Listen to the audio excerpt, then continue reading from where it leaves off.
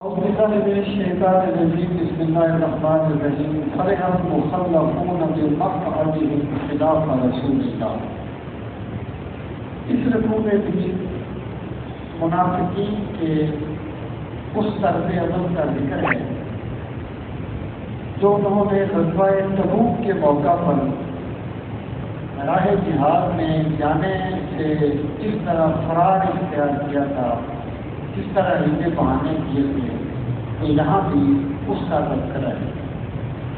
اور کس تناظر میں اللہ تعالیٰ نے منافقین کا تذکرہ بھی فرمایا ہے اور ساتھ ساتھ اہل ایمان کا تذکرہ بھی فرمایا ہے، جس کو کہا جاتا ہے مضادہ، کہ ایک چیز کو بیان کر کے اس کی ضد کو بیان کر کے، تو یہ دونوں چیزیں ساتھ ساتھ چلتی ہیں.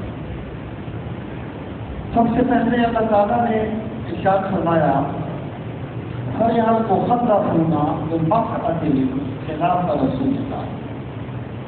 فرح خوش ہو گئے،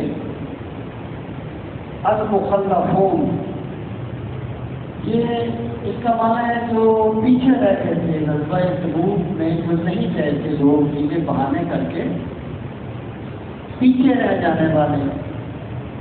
کس چیز سے خوش ہوئے کہ مقعدهم، مقعد کا معنی ہے بیٹھنا، قعود بیٹھنے کو کہتے ہیں. قعدہ میں نماز میں ہم 2 رکعت پڑھ کے بیٹھتے ہیں، اس کو قعدہ کہتے ہیں. قعدہ بیٹھنا، ان کے بیٹھے رہنے سے خلاف رسول اللہ، پیچھے اللہ کے رسول صلی اللہ علیہ وسلم سرکار غزوے میں تشریف لے گئے اور وہ ہندے بہانے کر کے پیچھے رہ گئے.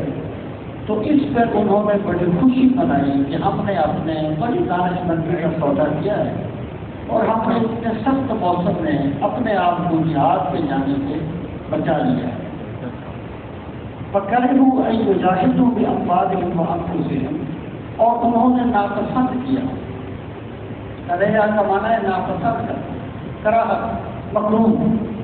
انہوں نے ناپسند کیا أَن يُجَاهِدُوا، کہ وہ جہاد کریں بِأَمْوَالِهِمْ وَأَنفُسِهِمْ فِي سَبِيلِ اللَّهِ، اپنے مالوں سے اور اپنی جانوں سے راہ خدا میں. اب یہاں پہ پہلی بات تو یہ کہ یہاں پر پیچھے رہ جانے والا، اس کے لیے اس میں فائل کا صیغہ ہونا چاہیے، مخلف، پیچھے رہ جانے والا. یہاں پر اللہ تعالیٰ نے انہیں مخلف نہیں فرمایا بلکہ مخلف فرمایا. مخلف مفعول کا صیغہ ہے، یعنی پیچھے چھوڑ دیے گئے. اس کا مطلب یہ ہے کہ وہ خود تو یہ سمجھتے ہیں کہ ہم نے بڑی دانش مندی کی ہے اور ہم نہیں گئے جہاد میں، لیکن حقیقت یہ ہے کہ ان کی بدنیتی کے سبب اللہ نے چاہا ہی نہیں کہ وہ جہاد میں جائیں. وہ پیچھے رہ نہیں گئے بلکہ انہیں پیچھے چھوڑ دیا گیا. تو جس بندے کے دل میں اخلاص نہ ہو، جو بندہ نیکی کا طالب نہ ہو، اللہ کی رضا کا طالب نہ ہو، تو وہ کوئی بھی گناہ کر کے بڑی خوشی محسوس کرتا ہے کہ میں نے فلاں کام نہیں کیا، میں نے فلاں کام نہیں کیا. جبکہ حقیقت یہ ہے کہ اللہ تعالیٰ اس کے گناہوں کے سبب اسے نیکی کی تو حقیقت دیتا ہی نہیں ہے جس کے دل میں نیکی کی طلب نہیں. محبت کے لیے کچھ دل مخصوص ہوتے ہیں کہ وہ نغمہ ہے جو ہر ہاتھ میں گایا نہیں جاتا. یہاں پر اللہ تعالیٰ نے منافقین کی ایک روش کو بیان کیا.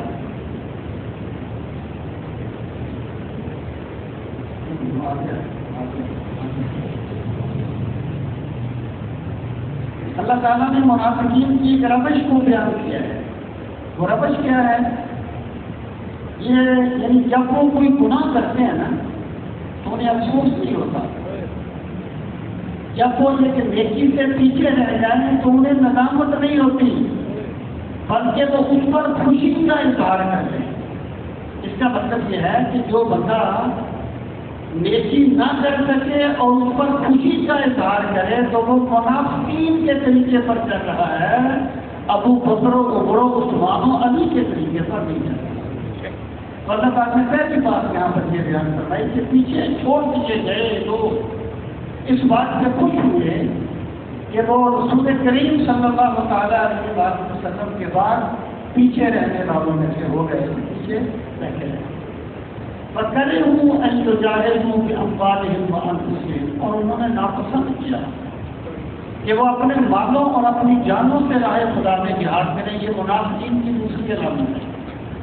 اس کا مطلب یہ ہے جس بندے کو اللہ تعالیٰ نے یہ جذبہ عطا کر دیا کہ وہ اپنا مال بھی اللہ کے راستے میں خرچ کرتا ہے، اپنی جان بھی اللہ کے راستے میں خرچ کرتا ہے، جس بندے کو اللہ نے اس کا جان مال راہ خدا میں خرچ کرنے کا جذبہ دے دیا، اسے مبارک کو اللہ نے اسے ایمان عطا کر دیا۔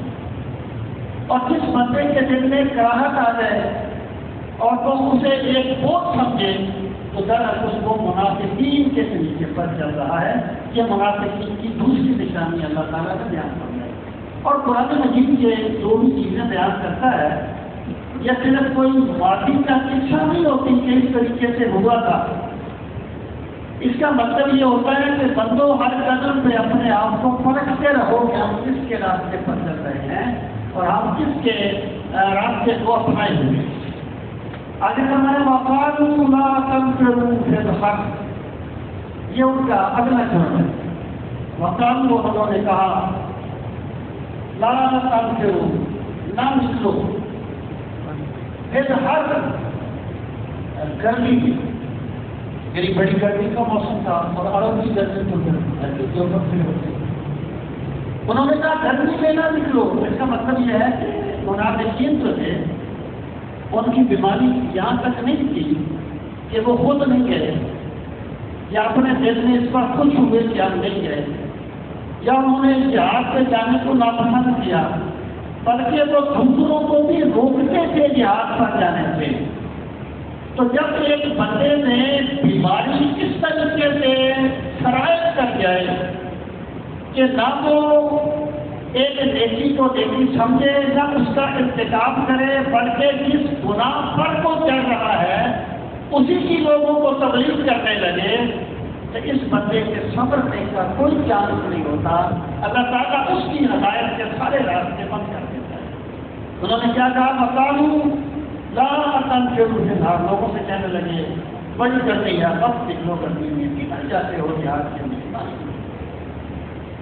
اللہ پاک فرماتا ہے خود آپ فرما دیں نار و جہنم، جہنم کی گرمی، جہنم کی آگ، اشد، تو اس میں تبدیل ہے، بہت زیادہ سخت ہے، ہر راہ عدل کے تپش کے۔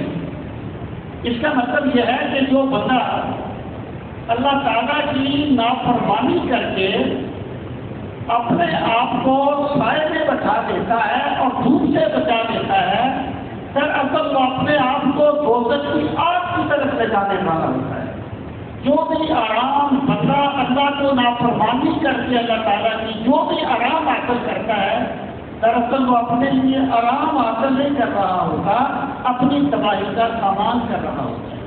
اللہ تعالیٰ نے فرمایا کہ کہہ دیجیے یہ تو گرمی کچھ بھی نہیں ہے، اس کے بدلے میں تمہیں اس جہنم کی گرمی میں، اس جہنم کی آگ میں جلنا پڑے گا، وہ بڑی سخت ہوگی۔ تم نے اپنے خیال میں تو بڑے نفع کا سودا کیا ہے، لیکن حقیقت میں تم نے بڑے گھاٹے کا سودا کیا ہے۔ جن لوگوں نے اللہ کو راضی کرنے کے لیے جو راہ جہاد میں گئے، جنہوں نے یہ گرمی برداشت کی، اللہ انہیں جنت کے درختوں کے وہ سائے نصیب فرمائے گا جو کبھی ختم نہیں ہوگی۔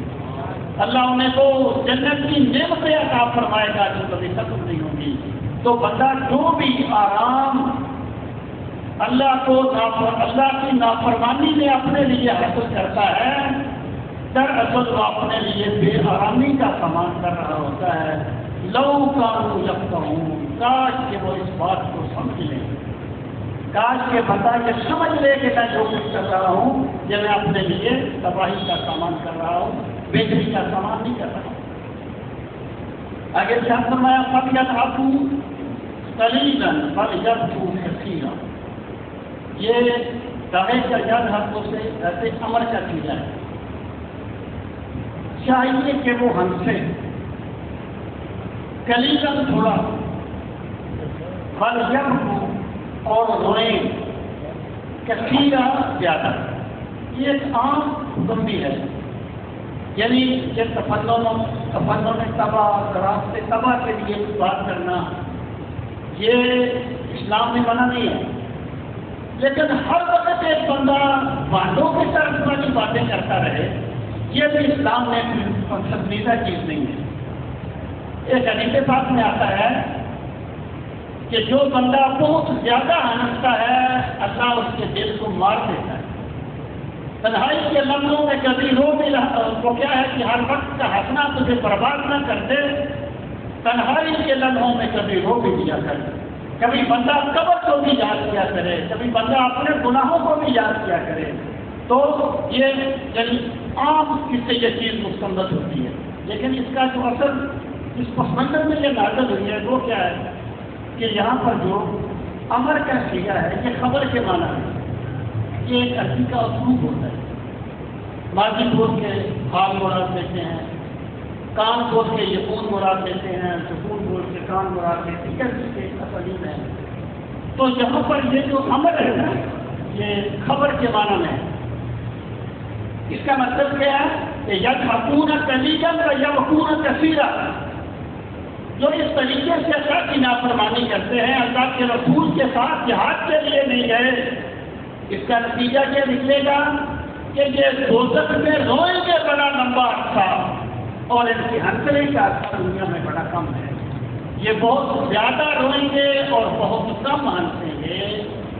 اور جو بندہ اللہ تعالیٰ کو ناراض کر کے کوئی بھی آرام حاصل کرتا ہے دراصل وہ اپنے لیے رونے کا سامان نہیں کر رہا ہوتا ہے. پر یذهبون قلیلا ولیبقوا کثیرا. آگے فرمایا جزاء بما كانوا یکسبون. یہ جو ہم ان کو عذاب دیں گے نا، ہم ان پہ زیادتی نہیں کریں گے. جزاء یہ بدلہ ہوگا بما كانوا یکسبون. بے سببیہ ہے، مسبب اس کے ماں یہ مظاہرے سے پہلے جب کانا آ جائے تو یہ ماضی استمراری بن جاتا ہے. بما کانوا یکسبون جو کچھ وہ کیا کرتے تھے یہ اس کا بدلہ انہیں دیا جائے گا کہ اپنے گناہوں کے سبب انہوں نے اپنے لیے یہ تباہی کا سامان کر لیا ہے. آگے اللہ نے فرمایا آپ یہ کیا کریں گے؟ فَإِنْ رَجَعَكَ اللَّهُ إِلَىٰ طَائِفَةٍ مِّنْهُمْ اگر رجعك اللہ، اللہ تعالیٰ لوٹائے گا آپ کو، اگر اللہ تعالیٰ نے لوٹایا آپ کو إِلَىٰ طَائِفَةٍ مِّنْهُمْ. طائفہ گروہ کو کہتے ہیں منافقین میں سے یا ان میں سے ایک گروہ کی طرف. یعنی جب آپ واپس آئیں گے، یعنی جب آپ واپس تشریف لائیں گے تو یہ منافق چہرے کے گروہ آپ سے ملاقات کریں گے. اگر اللہ تعالیٰ آپ کو لوٹائے گا إِلَىٰ طَائِفَةٍ مِّنْهُمْ ان میں سے ایک گروہ کی طرف، پھر کیا ہوگا؟ فَاسْتَأْذَنُوكَ لِلْخُرُوجِ. فَاسْتَأْذَنُوكَ استاذن، اذن کہتے ہیں اجازت کو، اذن باجابی، اذن وغیرہ ہم اردو میں استعمال کرتے ہیں. الگ سے اور تین، الگ تین اور سات، جب یہ کسی کھیل سے پہلے آ جائیں تو اس میں طلب کا مادہ پیدا ہو جاتا ہے، مانگنا. جیسے آنا کا معنی ہے اس نے مدد کی، جب اس سے پہلے الگ تین سے آ گیا استعانہ کا معنی ہو گیا اس نے مدد طلب. نستعین ہم مدد طلب کرتے ہیں، تو یہاں پر اجنا سے ہو گیا استعانہ، وہ اجازت طلب کریں گے آپ سے اس چیز کی للخروج نکلنے کی. جب آپ واپس تشریف لائیں گے نا پھر یہ کہیں گے ہمیں جہاد کے لیے لے جائیں اللہ کے رسول. آپ سے جہاد پر جانے کے لیے اجازت طلب کریں گے. اللہ پاک فرماتا ہے فقل، آپ فرما دیں لن تخرجوا معي ابدا، لن تخرجوا، تم ہرگز نہیں نکلو گے، معیا میرے ساتھ ابدا کبھی بھی، جو آج نہیں آئے اے میرے پیغمبر صلی اللہ علیہ وسلم، یہ کبھی بھی آپ انہیں اپنے ساتھ جہاد پہ نہ لے جائیں۔ یہ ایک موقع ہوتا ہے بندے کو، بندے کے پاس جو اللہ دیتا ہے نیکی کرنے کا، پھر ایک وقت آ جاتا ہے جب بندہ کہتا ہے میں صدقہ کرنا چاہتا ہوں، اللہ فرماتا ہے میں میرا صدقہ قبول نہیں۔ بندہ کہتا ہے میں توبہ کرنا چاہتا ہوں، اللہ فرماتا ہے مجھے تیری توبہ قبول نہیں ہے۔ وہ ایک درست تھے تو کسی قبرستان کے پاس بیٹھے ہوئے تھے، کسی نے کہا، کسی بندے نے پوچھا کیا کر رہے ہو؟ کہنے لگا اللہ اور بندوں میں صلح کرا رہا۔ انہوں نے کہا پھر؟ انہوں نے کہا اللہ تو مانتا ہے بندے بھی مانتا ہے، اللہ تو فرماتا ہے توبہ کر لو، آؤ میری بارگاہ میں، آؤ میری بندگی کرو، بندے نہیں مانتے۔ وقت گزر گیا، پھر ایک مرتبہ وہ بزرگ وہاں بیٹھے ہوئے تھے، اب ظاہر ہے وہ جو زندے تھے وہ قبروں میں پہنچ گئے۔ انہوں نے کسی نے پوچھا کیا کر رہے ہو؟ کہنے لگے اللہ اور بندوں میں صلح کرا رہا ہوں۔ کہنے لگے پھر کیا ہے؟ کہنے لگا اب اللہ مانتا ہے، اب بندے مانتے ہیں، اللہ نہیں مانتا۔ ایک موقع ہوتا ہے جب توبہ کا دروازہ بند ہو جاتا ہے، جب غیب کے پردے اٹھ جاتے ہیں، جب ہر چیز بے نقاب ہو جاتی ہے، پھر بندہ تو کہتا ہے مولا میں توبہ کرنا چاہتا ہوں، اللہ فرماتا ہے نہیں، توبہ کا وقت گزر گیا۔ تو سعادت مند بندہ وہ ہے جو اس مہلت میں اپنے رب کو راضی کرے جو اللہ نے اسے دی ہوئی ہے۔ ورنہ جب 2-4 غوثے فرعون کو آئے تھے نا، اس نے بھی کہا تھا میں اس رب پہ ایمان لاتا ہوں جو بنی اسرائیل کا رب ہے، تو اللہ پاک نے فرمایا تھا جبریل اس کے منہ میں مٹی ٹھونک دے، اب یہ توبہ کرتا ہے جب توبہ کا وقت گزر گیا ہے۔ تو ایک موقع دیتا ہے اللہ تعالیٰ، یہ کام کر لو، آگے بندے کا اپنا اختیار ہوتا ہے کرے یا نہ کرے۔ اب دیکھیں نا کتنے ہمارے لوگ دوست ہیں جو چاہتے ہوں گے کہ وہ نماز پڑھیں لیکن بیماری کی وجہ سے نہیں پڑھ سکتے ہوں۔ میرے رب کا ضابطہ کیا ہے کہ جب اللہ تعالیٰ بندے کو موقع دیتا ہے، جو بندہ اس وقت مولا کو راضی کرتا ہے، جب وہ موقع ختم بھی ہو جائے میرا خدا اس کو وہ اجر پھر بھی دیتا رہتا ہے۔ روایت میں آتا ہے نا کہ ایک بندہ جب وہ بیمار ہو گیا تو اللہ تعالیٰ نے فرشتوں سے فرمایا اس کے لیے مسجد میں جانے کا ثواب لکھو، اس کے لیے وضو کرنے کا ثواب لکھو، اس کے لیے بعد جماعت نماز پڑھنے کا ثواب لکھو۔ فرشتوں نے کہا مولا مسجد میں تو کیا نہیں، نماز تو اس نے پڑھی نہیں، تو ثواب کیوں لکھیں؟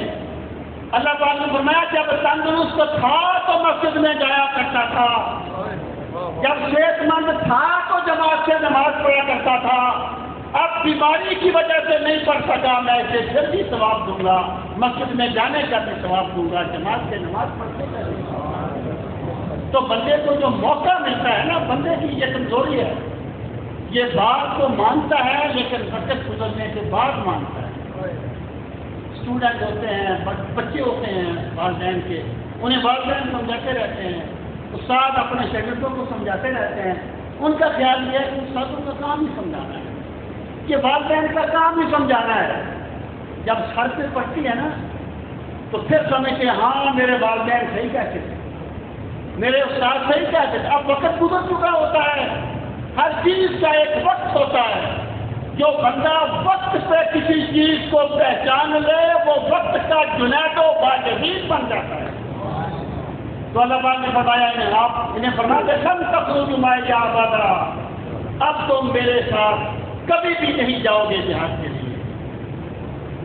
ولن تقاتلوا معی عدوا، ولن تقاتلوا، اور تم ہرگز جنگ نہیں کرو گے، معی میرے ساتھ، عدوا دشمن کے خلاف، اور تم میرے ساتھ مل کے کبھی بھی دشمن کے خلاف جنگ نہیں کرو گے۔ یاد رکھنا اللہ تعالیٰ اپنے دین کے لیے کسی بندے کا محتاج نہیں ہے۔ بندہ محتاج ہے اللہ کے دین کی خدمت کرنے کا. اگر اللہ تعالیٰ کسی بندے کو موقع دیتا ہے تو وہ اس پر ناز نہ کرے کہ میں نے دین کا یہ کام کیا ہے. وہ رب کو شکر کے سجدے کرے کہ میرے مولا نے مجھ سے یہ کام کیا. ورنہ پیسے کس کے نہیں لگتے تھی زندگی میں, وقت کس کا نہیں گزرتا, ٹینشن میں کون نہیں رہتا, پریشان کون نہیں رہتا. جس بندے کو پریشانیاں اللہ کے دین والی مل جائیں وہ تو قسمت کا مقدر ہو, قسمت کا سکندر ہوتا ہے. وہ صوفی صاحب نے کہا تھا کہ کام پر نازا مت ہو, کام لیے جاتے ہیں کیے نہیں جاتے. کام اللہ دیتا ہے. تو اللہ بات بندہ تم نہیں یاد کرو گے, اگر اللہ تعالیٰ ویسے اپنے دین کو غالب کرنا چاہے تو وہ کر سکتا ہے. وہ تو اہل ایمان کو موقع دیتا ہے تو کون ہے میرے دین کا سپاہی بن کے نکلتا ہے. تو فرمایا لن تقاتلوا معی عدوا, وجہ کیا ہے؟ تم کیوں نہیں کہہ سکتے میرے ساتھ جہاد ہے؟ تم کیوں نہیں لڑ سکتے دین کے دشمنوں سے؟ کیوں ہم نے تمہیں روک دیا؟ لیکن یہ جو گناہ کی سزا ہوتی ہے نا, یہ دنیا میں ایسے نہیں ملتی کہ یوں ہی کسی بندے نے گناہ کیا ہے تو اس کو ایک کینکر آ کے لگ جائے. اگر اللہ کا سسٹم ایسا ہو کہ یوں ہی کسی بندے نے گناہ کیا اس کی انگلی لے کر کے شروع ہو جائے تو بندہ تو گناہ نہیں کرے گا, یہ تو آگ میں جائے گا. لیکن نظام یہاں پہ چلتا ہے جرم و سزا کا, جرم و سزا کا نظام یہاں بھی چلتا ہے. یہاں جب اللہ تعالیٰ کسی بندے کو سزا دیتا ہے تو ممکن ہے اللہ تعالیٰ اسے اپنی یاد سے غافل کر دے, ممکن ہے اللہ اسے بگڑے ہوئے دوست دے دے, ممکن ہے اللہ تعالیٰ اسے کسی نہ کسی اور طریقے سے اس کی گرفت کر دے. تو بندے کو چاہیے کہ وہ اپنے اعمال پہ غور کرتا رہے کہ کہیں یہ کسی میرے عمل کا نتیجہ تو میرے سامنے نہیں آ گیا, میں اس کو دور کروں, میں اس کو دور کروں. اللہ رب العزت نے ارشاد فرمایا کہ اس لیے ہمیں تمہیں نہیں جانے دیا انکا رضیتم بالقعود اول مرہ, کہ بے شک تم راضی ہو گئے تھے بیٹھے رہنے پر اول مرہ, پہلی مرتبہ جب تمہیں موقع جب تمہیں موقع دیا گیا تھا اس وقت تم راضی ہو گئے تھے کہ بیٹھے رہو. اب اللہ تعالیٰ نے تم سے وہ توفیق چھین لی ہے. اب اللہ تعالیٰ فرماتا ہے تم کبھی بھی جہاد پہ نہیں جا سکتے. فَقْعُدُوا مَعَ الْخَالِفِينَ, یہ لوگ تو جہاد پہ نہیں جا سکتے تھے, ان میں بیمار بھی تھے, ان میں سے معذور بھی تھے, اور خود رسول کریم صلی اللہ تعالیٰ علیہ وسلم نے اہل بیت یا اپنے ازواج مطہرات کی خدمت کے لیے حضرت علی المرتضیٰ رضی اللہ تعالیٰ عنہ کو مدینہ منورہ میں چھوڑ دیا تھا. یہ تو سرکار کا حسن ہے نا. یعنی دیکھیں عبادت کوئی کام کرنے کا نام نہیں ہے, عبادت میرے رب کی رضا کا نام ہے. صحابہ کرام گئے تھے جہاد کے لیے, ان کا جانا عبادت تھا. مولا علی کو سرکار نے مدینے میں روک دیا, ان کا مدینے میں رکنا عبادت تھا. اور جو لوگ کسی مجبوری کی وجہ سے نہیں جا سکے اللہ تعالیٰ نے انہیں بھی پورا پورا اجر عطا فرمایا. حدیث بات میں آتا ہے کہ جب سرکار غزوہ تبوک سے واپس آ رہے تھے تو آپ نے فرمایا مدینہ میں کچھ لوگ ایسے ہیں ہم جو بھی قدم اٹھاتے ہیں جتنا اجر ہمیں ملتا ہے اتنا ان کو مدینے میں ملتا ہے. جب اکرام نے عرض کیا اللہ کے رسول کو ہمارے ساتھ تو نہیں ہے, کیوں ملتا ہے؟ فرمایا وہ بھی جانا چاہتے تھے لیکن عذر کی وجہ سے نہیں آ سکے. تو وہ ایک الگ بات ہے. اللہ پاک فرماتا ہے تم جو ہیلے بہانے کر کے نہیں گئے تو جو لوگ نہیں گئے ہیلے بہانے کر کے تم بھی ان کے ساتھ بیٹھے رہو, اب تم ہمارے ساتھ جہاد پہ نہیں جا سکتے. وَلَا تُصَلِّ عَلَىٰ أَحَدٍ مِّنْهُمْ مَاتَ ابداً ولا تقم علی قبرہ. یہ ہے یہ بات میں نے کسی مرتبہ سے انہم کفروا باللہ ورسولہ وماتوا وہم فاسقون. پہلے اب اس کا ترجمہ سن لیں. اس کا پس منظر کیا ہے کہ ایک وقت تک اللہ تعالیٰ نے منافقین پہ پردہ ڈالا, اور جب کوئی بندہ گناہ کرتا ہے نا اللہ تعالیٰ فوراً اس کو رسوا نہیں کرتا، میرا خدا پردہ ڈالتا ہے، لیکن جب بندہ حد سے بڑھ جائے پھر میرا مولا اسے رسوا کر دیتا ہے۔ تو سیدنا فاروق اعظم کے پاس ایک بندہ پکڑ کے لایا گیا، اس نے چوری کی، کہنے لگا امیر المومنین میں نے پہلی مرتبہ چوری کی ہے۔ آپ نے فرمایا تو جھوٹ کہتا ہے؟ اس نے کہا نہیں میں نے پہلی مرتبہ چوری کی ہے۔ فرمایا جب بندہ پہلی مرتبہ چوری کرتا ہے تو میرا خدا اس کا پردہ رکھتا ہے، لیکن جب بندہ بار بار کرتا ہے پھر میرا مولا اس کو رسوا کر دیتا ہے۔ تو منافقین جو تھے ان کا بھی پردہ رکھا گیا کہ شاید یہ سمجھ جائیں، لیکن ایک وقت آیا جب اللہ تعالیٰ نے حکم دے دیا منافقین کو رسوا کرنے کا، پھر انہیں مسجد سے اعلان کر کے نکال دیا کہ او سنا اتنے سنا رہنا کا منافق۔ ایک جو رئیس المنافقین تھا عبداللہ بن ابی، اس کا نام عبداللہ بن ابی کا ایک نفسیاتی مسئلہ تھا۔ اس کا نفسیاتی مسئلہ یہ تھا کہ یہ بہت بڑا سردار تھا اور بڑا ذیلت آدمی تھا، بڑا ذہین آدمی، اور جو جسرت کے جو قبیلے تھے وہ اسے اپنا سردار بنانا چاہتے تھے، اور انہوں نے اس کے لیے سونے کا تاج بنا لیا تھا کہ ہم اپنے سردار کو پہنائیں گے۔ تو اسی درمیان کائنات کے سردار صلی اللہ علیہ وسلم ہجرت کر کے باہر تشریف لے گئے۔ تو سرکار کا حسن کرم تھا کہ جو بندہ بھی آپ کی مسجد میں بیٹھتا وہ آپ کا ہی کلمہ پڑھنے لگ جاتا۔ اب یہ بڑا ذیلت آدمی تھا، اس کو وہ ایک بات تو آگے نا سیاسی طور پہ کیسا کھاتا میں سردار بن رہا تھا اور یہ آ گیا اور میرا سارا کام ہی ختم ہو گیا، لیکن تھا بڑا ذیلت۔ کس نے سوچا کہ اگر میں آپ کھل کے مخالفت کروں گا تو میرے جو پاس بیٹھنے والے ہیں وہی میرا گریبان پکڑ لیں گے، تو اس نے منافقت کا راستہ اختیار کر لیا۔ اور میں آپ سے کہتا رہتا ہوں زیادہ دعوے وہی کرتا ہے جو اندر سے کھوکھلا ہوتا ہے، جو اندر سے کھوکھلا نہیں ہوتا نا اس کا جملہ بتاتا ہے کہ یہ مخلص ہے۔ بڑے دعوے کرتا تھا، اس کا بھی نفاق تو کھل گیا جب اس نے عہد کے موقع پر بے وفائی کی، بعد میں غزوہ تبوک کے لیے نہیں گیا، لیکن اس کا جو بیٹا تھا اس کا نام بھی عبداللہ تھا اور وہ کامل مومن تھا۔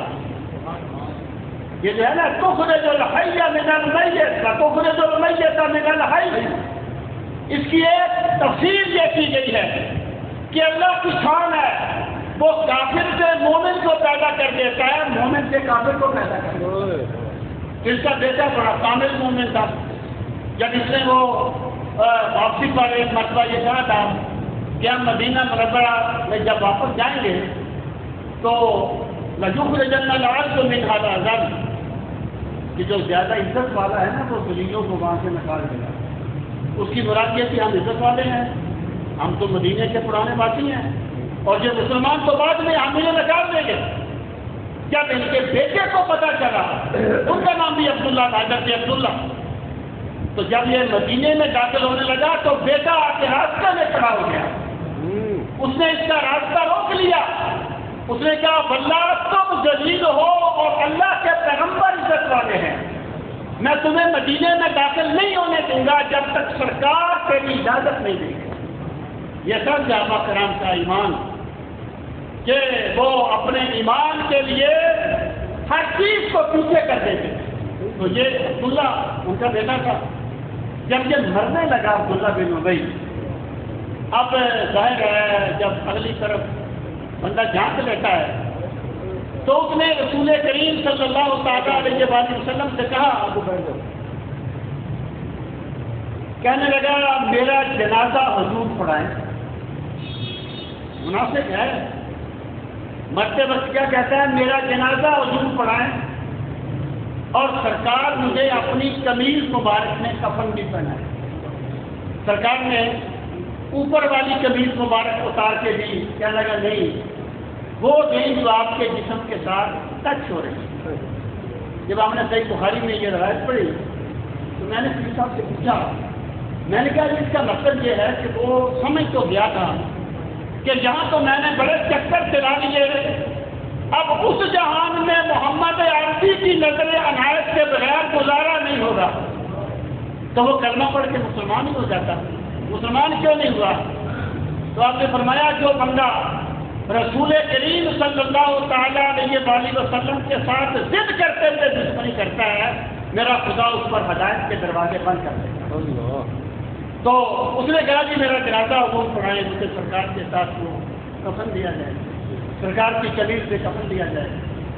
تو رسول کریم صلی اللہ تعالیٰ علیہ وآلہ وسلم نے بہت سی دیگر حکمتوں کے ساتھ دیکھیں، جب سرکار جنازہ پڑھانے کے لیے جانے لگے تو حضرت عمر نے روکا، حضرت عمر نے عرض کیا، ان کا اپنا ایک خیال تھا، وہ سرکار کے جو تھا نا البغض و فلہ، اس کا مظہر اصل سے، لیکن سرکار دو عالم وسلم بہت سی چیزیں اور بھی سوچ رہے تھے۔ تو حضرت عمر نے روکا، عرض کیا اللہ کے رسول، یہ اللہ کا دشمن ہے، آپ اگر اس کی نماز جنازہ پڑھائیں گے تو منافقین کو ایک شے مل جائے گی۔ تو سرکار نے فرمایا جب میں جنازہ پڑھاؤں گا تو اللہ تعالیٰ بہت سے دوسرے لوگوں کو ہدایت نصیب فرما دے گا۔ اللہ اکبر۔ اور جو اس نے کہا تھا، اور سرکار نے اپنی جو تمیز دی تھی، اس کی بھی ایک وجہ تھی۔ محسرین کہتے ہیں کہ حضرت عباس جنگ بدر میں مسلمان نہیں تھے، حضرت عباس بن عبد المطلب سرکار کے چچا جنگ بدر میں انہوں نے کلمہ نہیں پڑھا تھا اور قریش کی طرف سے گئے تھے بدر میں، کیسی ہو گئے، تو ان کا قد بڑا لمبا تھا، ان کو کسی کی قمیض پوری نہیں آتی، تو سرکار نے فرمایا تھا کہ حضرت عباس کے ساتھ تو تعلق تھا نا جی، تو سرکار نے یہ جو عبداللہ بن ابی کا اس کا قد بڑا اونچا تھا، تو اس کی قمیض انہیں پہنائی گئی تھی حضرت عباس کو۔ بعد میں اللہ تعالیٰ نے انہیں اسلام کا مجاہد بنایا، وہ حضرت پاک رضی اللہ تعالیٰ۔ تو سرکار سے کہتے تھے کہ اس منافق نے جو ہم پر